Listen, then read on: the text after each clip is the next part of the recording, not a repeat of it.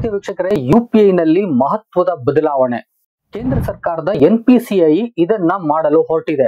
ಪ್ರೀತಿ ವೀಕ್ಷಕರೇ, ನಮ್ಮ ಹತ್ರ ಈಗ ಒಂದು ಮೊಬೈಲ್ ಫೋನ್ ಇದ್ರೆ ಸಾಕು, ನಮ್ಮ ಜೇಬಲ್ಲಿ ಕ್ಯಾಶ್ ಇರೋದು ಬೇಕಾಗಿಲ್ಲ. ಅಂತ ಡಿಜಿಟಲ್ ಯುಗದಲ್ಲಿ ನಾವಿದ್ದೀವಿ. ಪ್ರತಿಯೊಂದಕ್ಕೂ ಕೂಡ ನಾವು UPI ಪೇಮೆಂಟ್ ನ ಮಾಡ್ತಾ ಇರ್ತೀವಿ. ಅಂದ್ರೆ phone pay, Google pay, Paytm payment ಗಳನ್ನ ಮಾಡ್ತಾ ಇರ್ತೀವಿ. ಇದುವರೆಗೆ ನಾವು ಎಷ್ಟು ಬಾರಿ ಬೇಕಾದ್ರೂ ಅದ್ರ ಬ್ಯಾಲೆನ್ಸ್ ಚೆಕ್ ಮಾಡಬಹುದಿತ್ತು, ಟ್ರಾನ್ಸಾಕ್ಷನ್ ಚೆಕ್ ಮಾಡಬಹುದಿತ್ತು, ಇದಕ್ಕೆ ಯಾವುದೇ ತೊಂದರೆ ಇರಲಿಲ್ಲ. ಆದ್ರೆ ಇನ್ ಮುಂದೆ ಅದಕ್ಕಾಗಿ ಮಹತ್ವದ ಬದಲಾವಣೆಯನ್ನ ಕೇಂದ್ರ ಸರ್ಕಾರದ NPCI ಮಾಡ್ತಾ ಇದೆ. ಅದೇನು ಅಂತ ಈ ವಿಡಿಯೋದಲ್ಲಿ ನಾನು ಡೀಟೇಲ್ಸ್ ಹೇಳ್ತೀನಿ. ವಿಡಿಯೋನ ಸ್ಕಿಪ್ ಮಾಡದೇನೆ ಕೊನೆವರೆಗೂ ನೋಡಿ. ಪ್ರೀತಿ ವೀಕ್ಷಕರೇ, ನಾನ್ ನಿಮ್ಮ ಡಾಕ್ಟರ್ ಬಸವರಾಜ ಕೆಬಿ. ಮತ್ತೊಮ್ಮೆ ಡಾಕ್ಟರ್ ಜ್ಞಾನದೇವಿಗೆ ಚಾನಲ್ಗೆ ಸ್ವಾಗತ, ಸುಸ್ವಾಗತ. ನೀವೇನಾದ್ರೂ ಫಸ್ಟ್ ಟೈಮ್ ನನ್ನ ಚಾನಲ್ ಬಂದು ಸಬ್ಸ್ಕ್ರೈಬ್ ಆಗದೆ ವಿಡಿಯೋ ನೋಡ್ತಾ ಇದ್ರೆ ದಯವಿಟ್ಟು ಸಬ್ಸ್ಕ್ರೈಬ್ ಮಾಡ್ಕೊಳ್ಳಿ, ಆ ಮೂಲಕ ಸಪೋರ್ಟ್ ಮಾಡಿ. ಬನ್ನಿ ವಿಡಿಯೋನ ಮುಂದುವರಿಸೋಣ.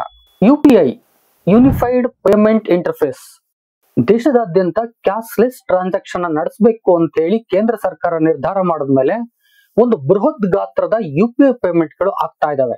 ಆ ಸ್ಟೇಟ್ಮೆಂಟ್ ನ ನೀವು ನೋಡೋದಾದ್ರೆ ದಿನವೊಂದಕ್ಕೆ 443 ಮಿಲಿಯನ್ ಗಿಂತಲೂ ಹೆಚ್ಚು UPI ಟ್ರಾನ್ಸಾಕ್ಷನ್ ಗಳು ಆಗ್ತಾ ಇದಾವೆ. ಭಾರತದಲ್ಲಿ 350 ಮಿಲಿಯನ್ ಜನರು ಈ UPI ನ ಬಳಸ್ತಾ ಇದ್ದಾರೆ.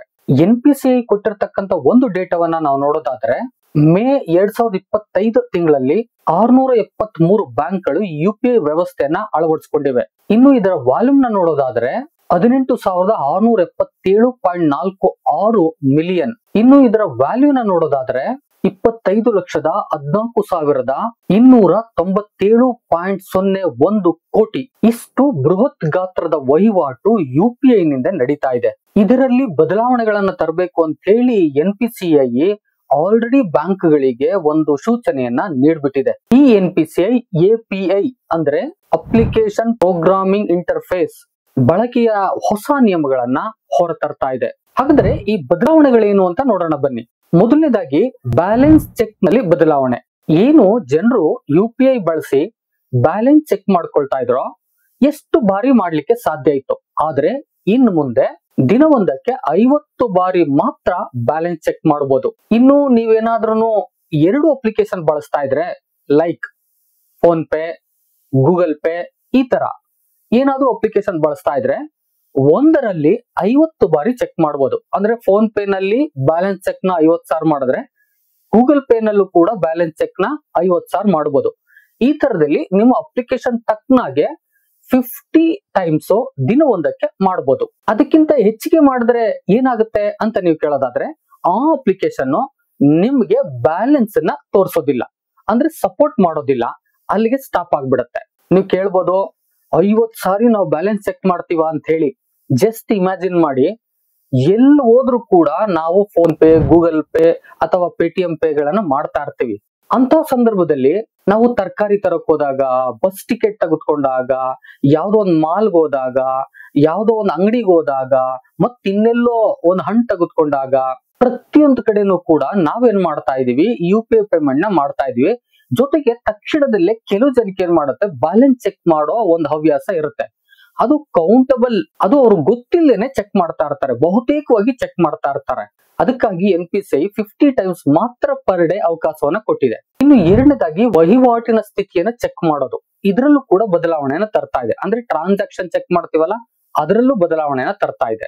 ಏನು API ಗಳಿದಾರೋ, ಅಂದ್ರೆ NPCI ಅಂಡರ್ ನಲ್ಲಿ ಅಪ್ಲಿಕೇಶನ್ ಪ್ರೋಗ್ರಾಮಿಂಗ್ ಇಂಟರ್ಫೇಸರ್ ಗಳಿದಾವೋ ಅವುಗಳ ಅಂಡರ್ ಅಲ್ಲಿ ಬರ್ತಕ್ಕಂತಹ PSP ಗಳು, ಅಂದ್ರೆ payment service provider, like phone pay, Google pay ಕೊಡ್ತಾರಲ್ಲ, ಅವ್ರನ್ನ PSP ಗಳು ಅಂತ ಕರಿತೀವಿ. ಅವ್ರಿಗೆ ಈ API ಗಳು ಸಪೋರ್ಟ್ ಮಾಡ್ಬೇಕಾಗತ್ತೆ. ಹೇಗೆ, ನೀವು ಒಂದು ಟ್ರಾನ್ಸಾಕ್ಷನ್ ನ ಮುಗಿಸಿರ್ತೀರಿ ಅಂತ ಅನ್ಕೊಳ್ಳಿ, ಆದ್ರೆ ಚೆಕ್ ಮಾಡ್ಬೇಕು ಈ ಟ್ರಾನ್ಸಾಕ್ಷನ್ ಆಯ್ತಾ ಇಲ್ವಾ ಏನು ಅಂತ ಚೆಕ್ ಮಾಡ್ಕೋಬೇಕು. ನೀವು ಕಂಪ್ಲೀಟ್ ಆಗಿದೆಯಾ, ಕಂಪ್ಲೀಟ್ ಆಗ್ಲಿಲ್ವಾ ಅದನ್ನ ಚೆಕ್ ಮಾಡ್ಕೋತೀವಿ. ಬಹುತೇಕವಾಗಿ ಪೇಮೆಂಟ್ ಮಾಡದ್ಮೇಲೆ ಟ್ರಾನ್ಸಾಕ್ಷನ್ ನಾವು ಚೆಕ್ ಮಾಡ್ತೀವಿ.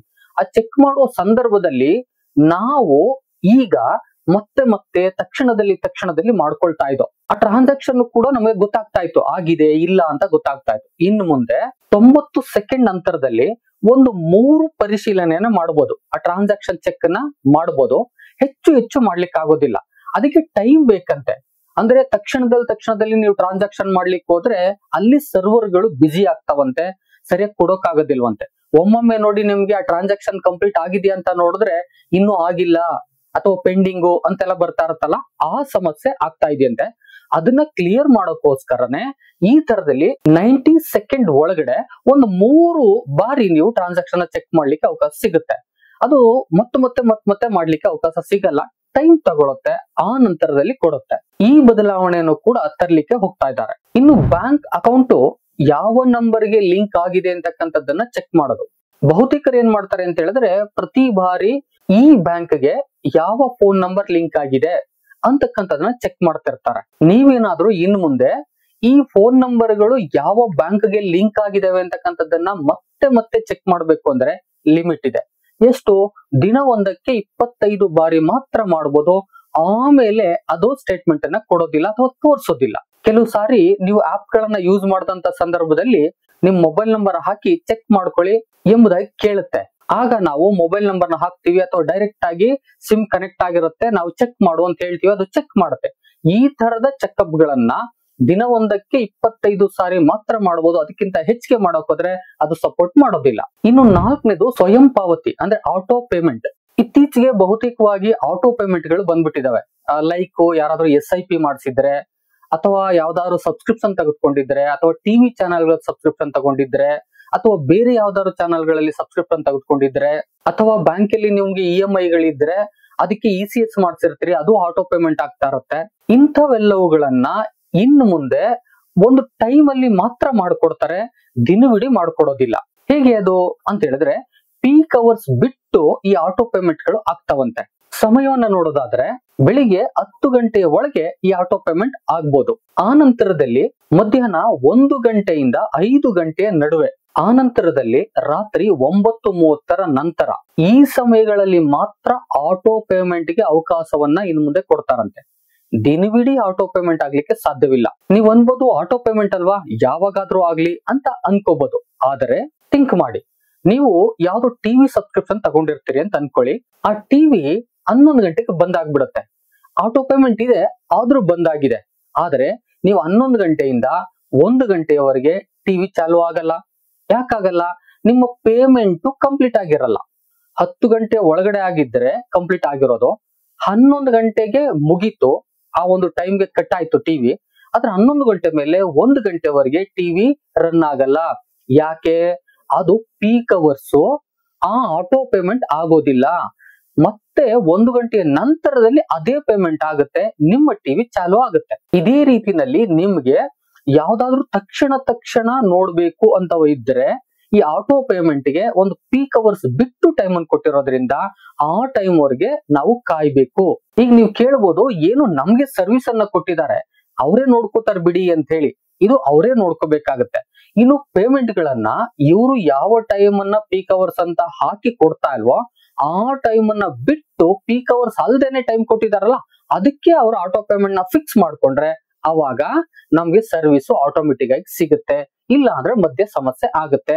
ಇದನ್ನ ಸರ್ವಿಸ್ ಪ್ರೊವೈಡರ್ ನಮ್ಗೇನು ಟಿವಿ ಒಂದು ಚಾನೆಲ್ ನ ಪ್ರೊವೈಡ್ ಮಾಡ್ತಾ ಇದಾರೋ, ಅಥವಾ EMI ಗೆ ನಮ್ಗೆ ECS ನ ಬ್ಯಾಂಕ್ ನವ್ರು ಕೊಟ್ಟಿದಾರೋ, ಅಥವಾ SIP ನ ಯಾವ ಬ್ಯಾಂಕ್ ಗಳು ಕೊಟ್ಟಿದಾವೋ, ಯಾವ ಕಂಪ್ನಿಗಳು ಕೊಟ್ಟಿದಾವೋ, ಆ ಸಂದರ್ಭದಲ್ಲಿ ಅವರು ಈ ಪೀಕ್ ಅವರ್ಸ್ ಬಿಟ್ಟು ಆಟೋ ಪೇಮೆಂಟ್ ನ ಫಿಕ್ಸ್ ಮಾಡ್ಕೊಂಡ್ರೆ ಉತ್ತಮ ಆಗತ್ತೆ. ಆಗ ನಾವು ಸರ್ವಿಸ್ ತೆಗೆದುಕೊಳ್ಳೋರ್ಗೆ ಯಾವುದೇ ತೊಂದರೆ ಆಗೋದಿಲ್ಲ. ನೀವ್ ಅನ್ಬೋದು ಇದೇನು ಹೆಚ್ಚು ಸಮಸ್ಯೆ ಆಗೋದಿಲ್ಲ ಅಂತ ಅನ್ಬೋದು, ಆದ್ರೆ ಕೆಲವು ಜನಕ್ಕೆ ಸಮಸ್ಯೆ ಆಗ್ಬೋದು. ಏನೋ ಮತ್ತೆ ಬ್ಯಾಲೆನ್ಸ್ ಚೆಕ್ ಮಾಡೋರ್ಗೆ, ಟ್ರಾನ್ಸಾಕ್ಷನ್ ಚೆಕ್ ಮಾಡೋರ್ಗೆ, ಮತ್ ಆಟೋ ಪೇಮೆಂಟ್ ಗಳನ್ನ ಮತ್ತು ಪ್ರತಿಯೊಂದಕ್ಕೂ ಕೂಡ ಆಟೋ ಪೇಮೆಂಟ್ ಗಳನ್ನ ಇಟ್ಟಿರೋರ್ಗೆ ಸ್ವಲ್ಪ ಮಟ್ಟದ ಸಮಸ್ಯೆ ಆಗ್ಬೋದು.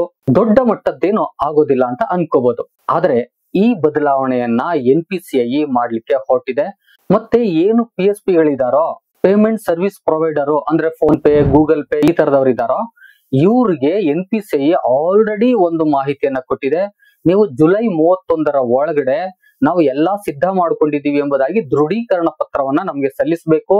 ನಾವು ಆ ನಂತರದಲ್ಲಿ ನಿಮ್ಗೆ ಅದರ ಸೇವೆಯನ್ನ ಕೊಡ್ಲಿಕ್ಕೆ ಮುಂದಾಗ್ತೀವಿ ಎಂಬುದಾಗಿ ಹೇಳಿದೆ. ಇನ್ನು ಸರ್ವಿಸ್ ಅನ್ನ ಬಳಸ್ತಕ್ಕಂಥವ್ರು ಅಂತ ಹೇಳಿದ್ರೆ ಸಾರ್ವಜನಿಕರು, ಇವ್ರಿಗೆ ಯಾವಾಗಿಂದ ಎಫೆಕ್ಟ್ ಆಗುತ್ತೆ ಅಂತ ಹೇಳಿದ್ರೆ ಆಗಸ್ಟ್ 1, 2025 ಇದು ಎಫೆಕ್ಟ್ ಆಗುತ್ತೆ. ಅಲ್ಲಿಂದ ಜಾರಿಗೆ ಬರುತ್ತೆ. ಇದಿಷ್ಟು ಇವತ್ತಿನ ಮಾಹಿತಿ. ಮತ್ತೊಂದು ಇನ್ಫಾರ್ಮೇಟಿವ್ ವಿಡಿಯೋ ಜೊತೆ ನಿಮ್ಮೊಟ್ಟಿಗೆ ಬರ್ತೀನಿ. ಲೈಕ್ ಆಗಿದ್ರೆ ಲೈಕ್ ಮಾಡಿ, ಎಷ್ಟೋ ಜನಕ್ಕೆ ಬೇಕಾಗುತ್ತೆ ಶೇರ್ ಮಾಡಿ. ಜೊತೆಗೆ ಏನ್ ಅನ್ನಿಸ್ತು, ಇದು ಉತ್ತಮನಾ ಇಲ್ವಾ, ಸರಿನಾ ತಪ್ಪಾ ಒಂದು ಕಮೆಂಟ್ ಮಾಡೋದನ್ನ ಮರಿಬೇಡಿ. ಮತ್ತೊಂದು ಇನ್ಫಾರ್ಮೇಟಿವ್ ವಿಡಿಯೋ ಜೊತೆ ನಿಮ್ಮೊಟ್ಟಿಗೆ ಬರ್ತೀನಿ. ಅಲ್ಲಿವರೆಗೆ thank you and all, love you all. ಮತ್ತೆ ಭೇಟಿ ಆಗ್ತಿರೋಣ.